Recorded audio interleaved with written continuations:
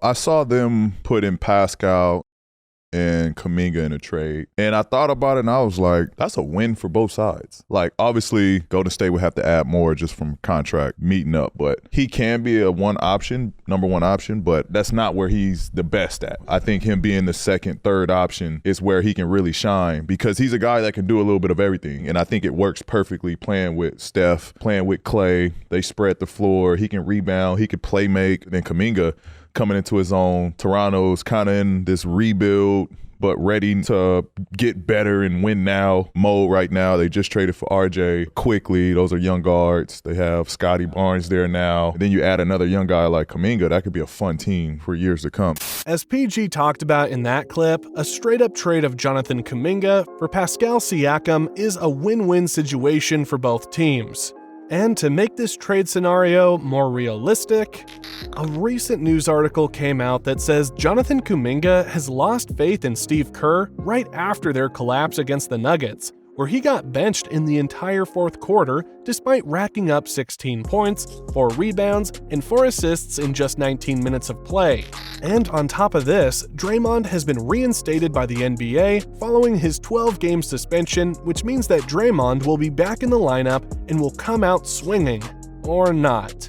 With these developments going on, where does Jonathan Kuminga stand as the trade deadline approaches? I mean, JK has been playing the best basketball of his career recently, but there are a lot of instances where he would get benched for some reason. And now that Draymond is back, will Kerr pull out JK in the starting lineup and relegate him back on the bench just like before? It's quite clear that JK's patience is wearing thin, and with the aforementioned scenarios going against him, JK should request a trade if that's the thing that will make him happy. But to make things even more confusing and uncertain for JK, the Warriors are reportedly unwilling to package Kuminga in a trade to acquire Pascal Siakam, which means that they still need the potential in him as a future star, which is why they're not ready to let him go just yet. But if this trade pushes through, how does Pascal Siakam fit in with the Warriors and, more importantly, with core guys like Draymond, Clay, and Steph, or whoever is left after the trade deadline? Anyway, following the trade of OG Anunoby to the Knicks, it's pretty clear that the Raptors GM Masai Ujiri is building around Scotty Barnes, and with that said, we can expect Siakam to be shipped out as well since he's occupying the same position as Barnes. Now, as I mentioned earlier, the Warriors are unwilling to include JK in the trade package, but if we're going to propose a mock trade, the Dubs have to put together a compelling package, such as a combination of Moody, Wiggs, and Draymond or Clay, Moody plus a couple of draft picks in exchange for Siakam. And yeah, I know, that's a lot, but Siakam is earning more than $37 million this year, and should the Golden State Warriors go for Siakam, the guys that have big contracts like Clay and even CP3 will have to move to match Siakam's salary this season. Now, adding Siakam would definitely give the Warriors a huge boost, especially on the offensive end of the floor.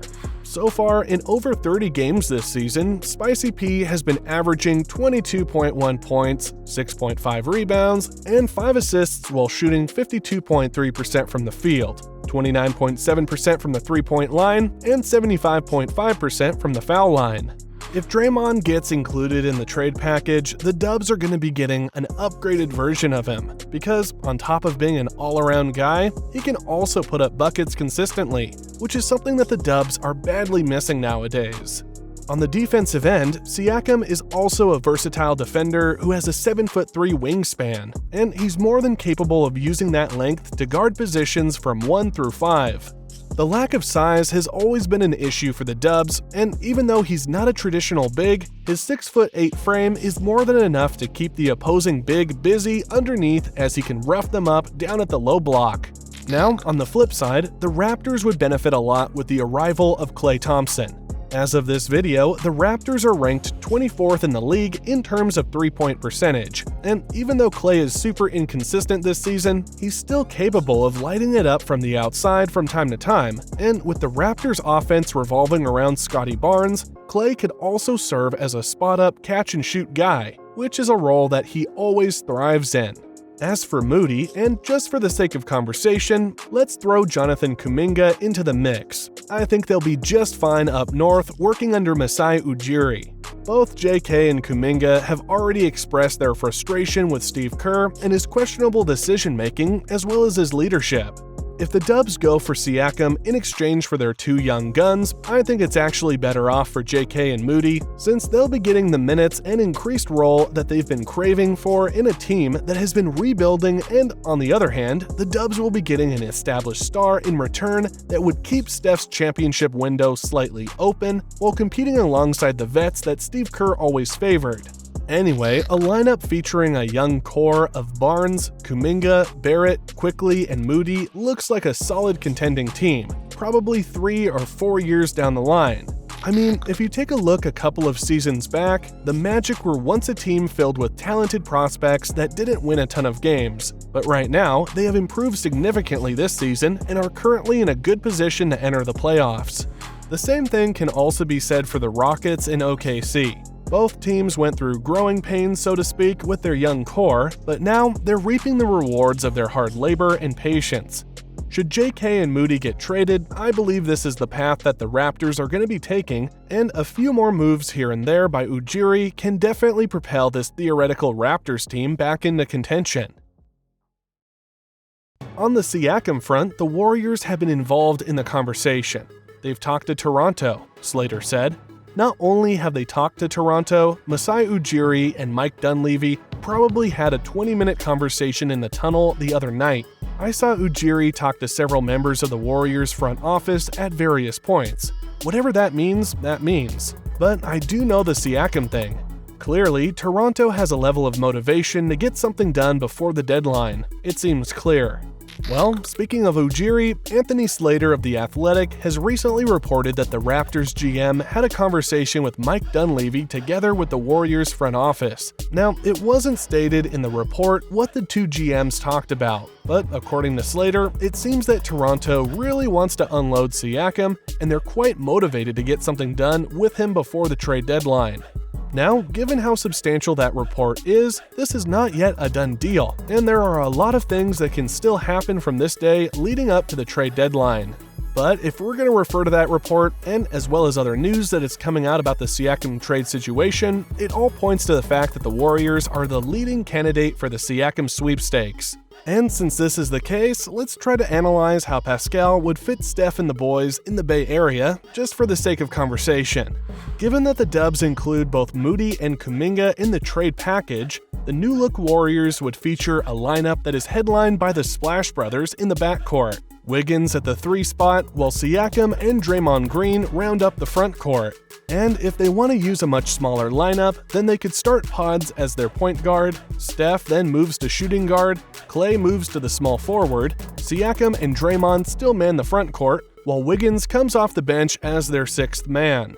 Now, what I like about this theoretical Siakam trade is that for the first time in a long while, Steph will finally have a pick-and-roll partner who's considered as a legit offensive threat and not just someone who will set screens and act as a hub to initiate their offense, just like what Draymond and Looney have been doing, and the same thing can be said for the previous bigs like Pachulia and Bogut. The last time Steph had a legit two-man game partner was when KD was still playing for the Warriors. I mean, although he's not as lethal as KD from beyond the arc, Siakam still poses a threat as a rim roller and can deal damage around the shaded lane. And on top of that, Siakam also has a solid low-post game, and whether his back is against the basket or he faces up, Siakam is just equally effective in these types of situations, as he's a score-first player who can manufacture his own shots.